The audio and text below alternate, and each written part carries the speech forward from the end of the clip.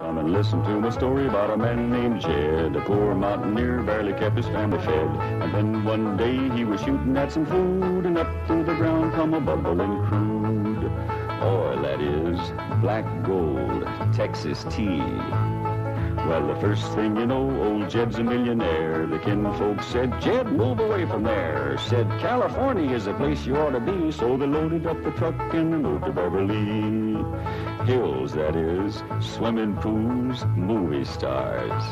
The Beverley Hillbillies.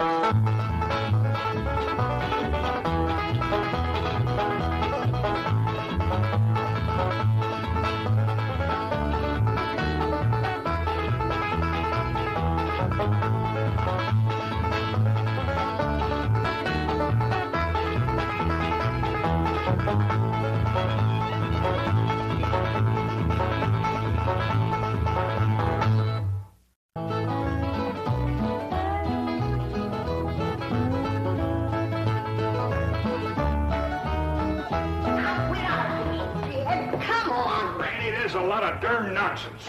Come on, it ain't no such thing. Now, it ain't gonna hurt you none. I got things to do. The first thing you gotta do is sit down here and get your hair cut. My hair don't need cutting. If it gets any longer, I'll have to braid it. I declare, you fight hair cutting like a steer fights branding. Well, the last time you cut my hair, you did brand me. How did I know somebody poured hot gravy in my bowl? Smarted considerable. Sure plastered your hair down nice, though. No, I might go to selling that stuff. Gravy? Sure made your hair look mighty sprucey. Yes, sir. You were slicker than a peeled onion. It smelled like one, too. I'd go to selling that stuff. I could put an ad in one of them catalogs. If you want the girls to stop and stare, put Granny's gravy on your hair. All right, Granny, come on. Let's get on with it. Hey, Uncle Jed, you're getting your hair cut. Thanks for telling me, Jethro. Well, that's all right. Burn it, Jethro. What's going on? Is there going to be a wedding or something? I could be the way that Sonny Drysdale is a sparking Elly mate. Oh, he's with her right now, up by the cement pond. I better get right out there and keep eye on him. Now, you sit still and leave those young'uns alone. Can't you remember how it was when you was a boy? Yeah. I better get right out there. It's broad daylight. And besides, they swimming. No, they ain't. He's just sitting on the bank, and he's a-holding her hand. What an interesting hand you have. I see a man, a handsome Harvard man. Where? Right there on your heart line. Oh, that's just the one I got from picking up toes. Elly, you mustn't let horrid, slimy creatures touch you. Oh, heck, you ain't slimy, Sonny. Just a mite greasy from all that oil you smear on yourself. What a precious paradox you are. What a charming contradiction. You look pure Park Avenue and you speak pure Tobacco Road. That good? Good, it's fascinating. You're a challenge to me, you child of nature. You are the raw clay from which I will mold a perfect woman, worthy of a perfect man. Me. You know Shaw's Pygmalion? I don't even know Shaw, let alone his pig. Oh, you woodland sprite! You forest little bird. You are so refreshing after all those intellectual types at Vassar and Wellesley. You make me feel superior. That good? Good? It's divine.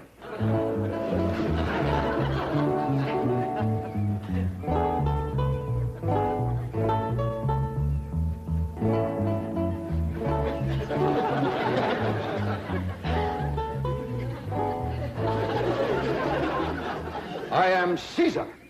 You are a fair-skinned captive, a barbarian slave. Shall I drag you through the streets of Rome behind my chariot? Or shall I throw you into the arena with my lions? No, Caesar has other plans for you, my little savage.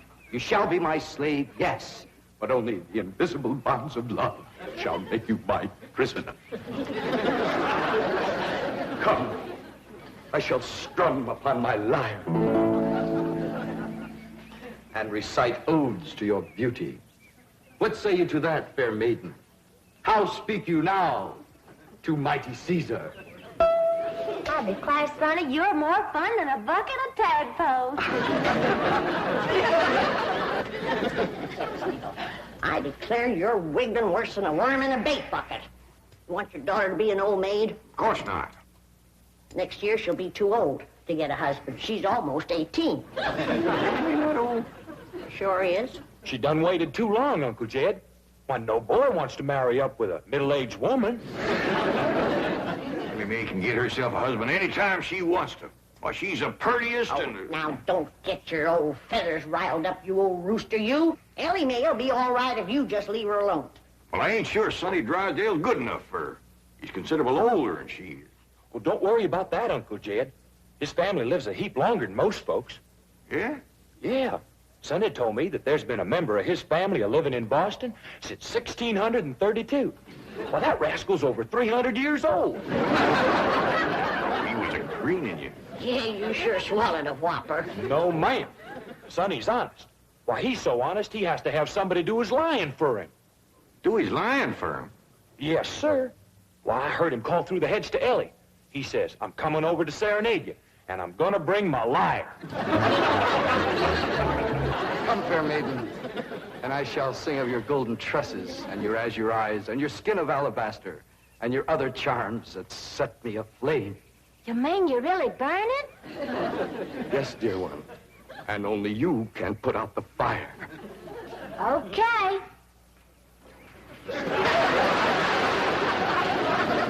How's that, Sonny? You feel better now?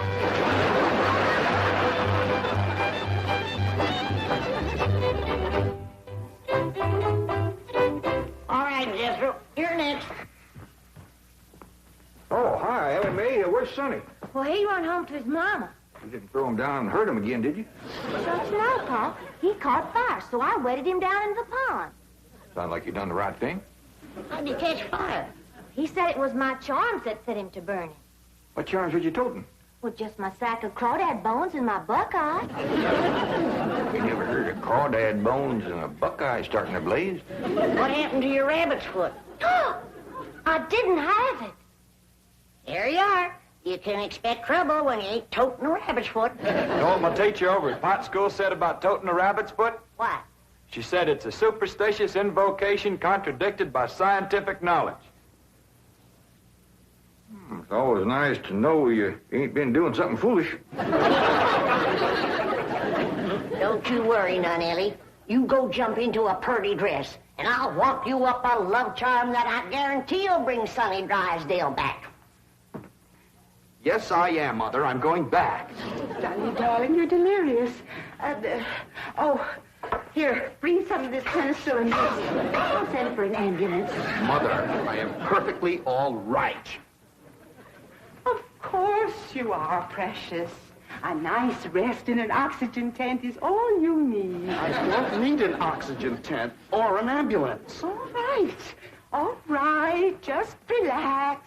And Mumsy will call the police. Police? But of course. I mean, to have that violent, dangerous girl arrested for attempted drowning. Mother, you will not call the police. I'm going back there right now to see Elly May. Ah, darling, that's very brave of you, but you're in no condition to make a citizen's arrest. Mother, I'm not going to arrest her. I want to help her, to work with her, to tutor her. What? She's like a wild, wonderful jungle cat, and I'm going to tame her. Sonny, you are delirious. I'll call the doctor. Mother, mind is made up. That girl needs me. For the first time in my life, somebody really needs me. I need you. The whole world needs you. Elly May Clampett needs me, and I need her. I'll be her Pygmalion, and she'll be my Galatea. Sonny, you're not becoming emotionally involved with that creature. She's not a creature, Mother. She's a girl. A wild, wonderful, beautiful, ravishing girl. Yes, I am becoming emotionally involved. I forbid it. She's not socially acceptable for my baby. Mother, I'm not your baby anymore. I'm a man in search of a woman.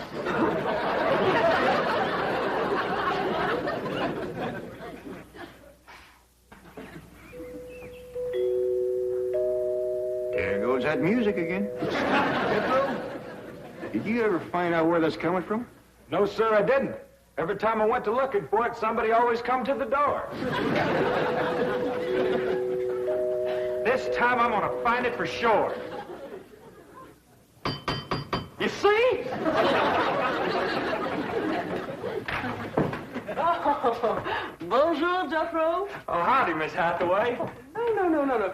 When I say bonjour, Jeffro, you say bonjour, Mademoiselle Jane. Now say it.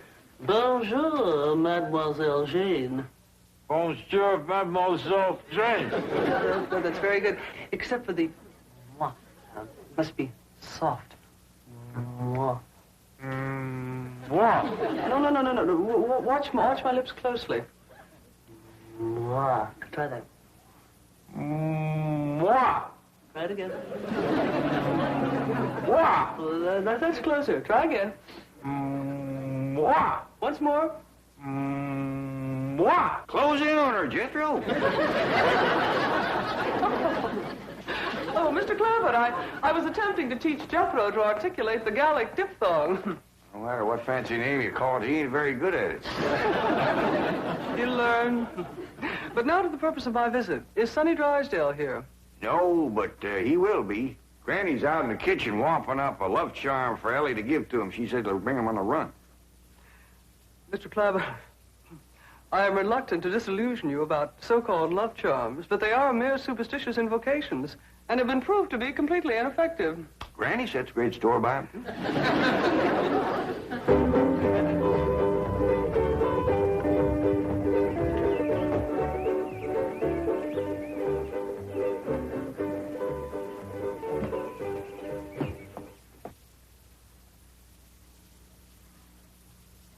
Here you are, Elly. One guaranteed love charm. Guard it with your life. What's in it, Granny? Oh, I dasn't tell you. Leastways, not just yet. But I'll give you the secret before I go on to my reward like my granny done to me. I'll guard it too, Granny. Granny? Granny, Mr. Clampett tells me that you've conjured up some sort of love charm for Elly May. Right here, dear. Made out of all secret stuff. That is ludicrous, irrational, sophomoric, and pure hokum. You didn't even guess one ingredient. No, Granny. Don't you come spying. I'm telling you for the good of the country. If the secret of this love charm ever got out, I shiver to think what might happen. I would want it on my conscience. Hear me now, mongrel. Neither sleep, nor snow, nor vicious beast shall keep me from the side of my beloved. Here I come, ready or not. So, you still think it won't work, huh? That is correct. All right, Elly. Open up the pouch, mate. Now, when I drop this starching powder in it, quick close it. Press it to your heart. And say, darling, darling, my true love, come a-swooping like a dove. Darling, darling, my true love, come a-swooping like a dove. This is Elly! Elly! I have flown to your side in spite of all danger. What fate, what power have I to thank for giving wings to my feet? That little old charm maker, me.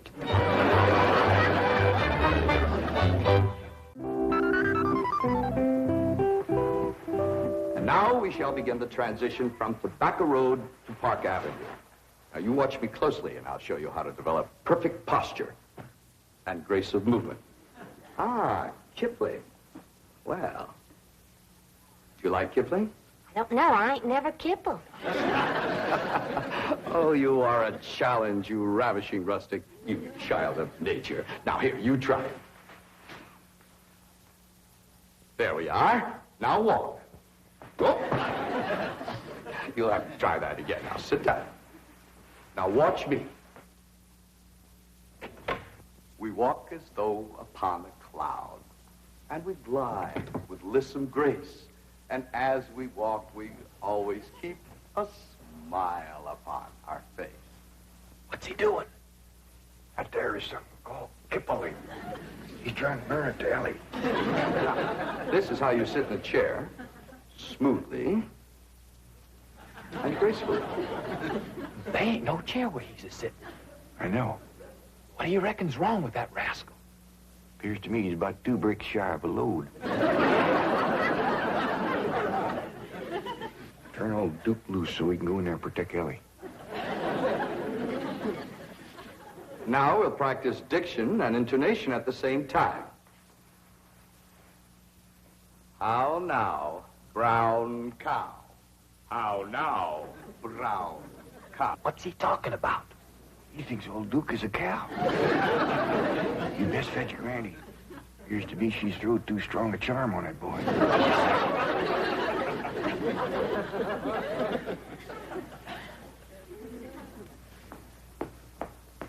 There you are. One guaranteed charmer. Now, you hold the bag while I sift in the starter. I know this is all a lot of absolutely ridiculous nonsense. Please hurry. Darling, darling, my true love, come a-swooping like a dove. I better open this door before he busts it in. Miss Jane! Here he is. Granny's love charm is too strong. Don't fight it. It's bigger than both of us. Circled on me. Granny, come quick. The love charm you throwed on Sonny Drysdale was too strong for him. Thank you, Granny. How now, brown cow? How now, brown cow? How now, brown cow? How now, brown cow? How's it going, Uncle Jed? Bad. Now he's got Elly believing old Duke is a cow. Break the charm, Granny? I reckon so. I'll sprinkle him with some let-go powder. While you're at it, will you sprinkle some on Miss Jane? She's shutting off the blood to my arm. How now, brown cow? Secret powder, white as snow, make the charm of love let go.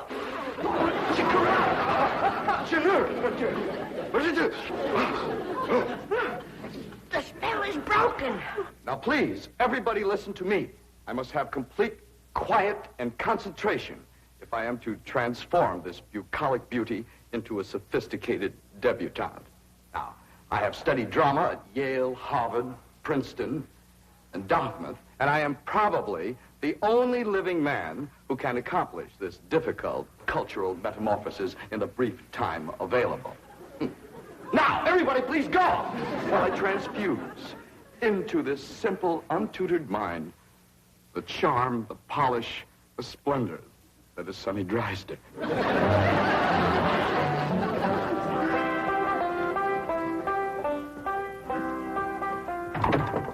Jed? Hi, Granny. Is Elly and Sonny still in that room alone? It was the last time I was listening, a couple hours ago. They was talking about the rain in Spain, a land in the plain. Well, I guess he can't be up to no nonsense if they're talking about the weather. Doggies, I can't wait to see Elly all polished up and talking like Sonny and Miss Jean. While you're waiting, I got something for you. What is it? A love charm. What in Sam Hill I want with that? It ain't what you want, and it's what you're getting, a woman. And it's high time you got one, being a widower. Besides, the moon is right. That's why this stuff is working so high-fired powerful. So here. Well, I ain't interested in none of these la-di-da Beverly Hills women, so here. Well, they're interested in you, so here. Who said? Jethro says. Jethro don't know nothing, so here. I reckon Jethro ought to know what's going on in his own school. Besides, I saw her making sheep's eyes at you, so here. You caught who making sheep's eyes at me? Mrs. Millicent Schuyler Potts, that's who. Oh, now. You did? Educate a woman like that? Jethro says she asks for you every day. Oh, what she want with an old mountain goat like me? If I was to put a little starting powder in there, and you was to say the magic words, no woman could resist you. I don't hold with stuff like this. You're scared, ain't you? Oh, I ain't scared. Then go ahead. I double dog dare you. Well, Open the pouch, you might. Now, well, this is just a lot of doggone nonsense. close it tight, clamp it to your heart, and say the words.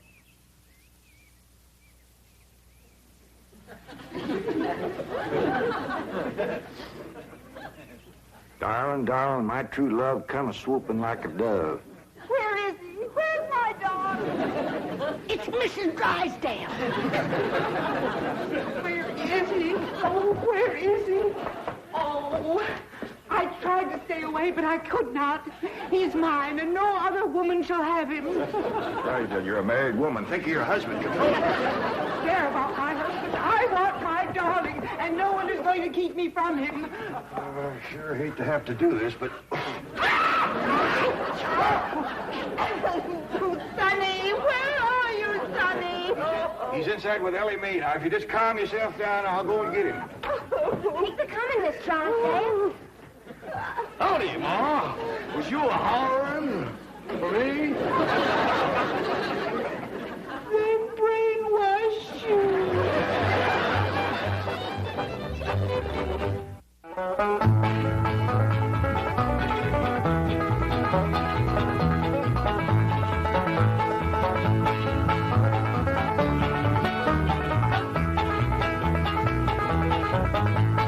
Now it's time to say goodbye to Jed and all his kin. They would like to thank you folks for kindly dropping in. You're all invited back next week to this locality to have a heaping helping of their hospitality. Hillbilly, that is. Set a spell. Take your shoes off. Y'all come back now, dear.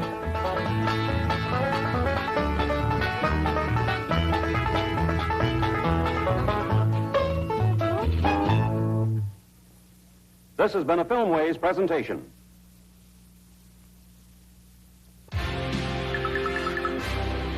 Viacom.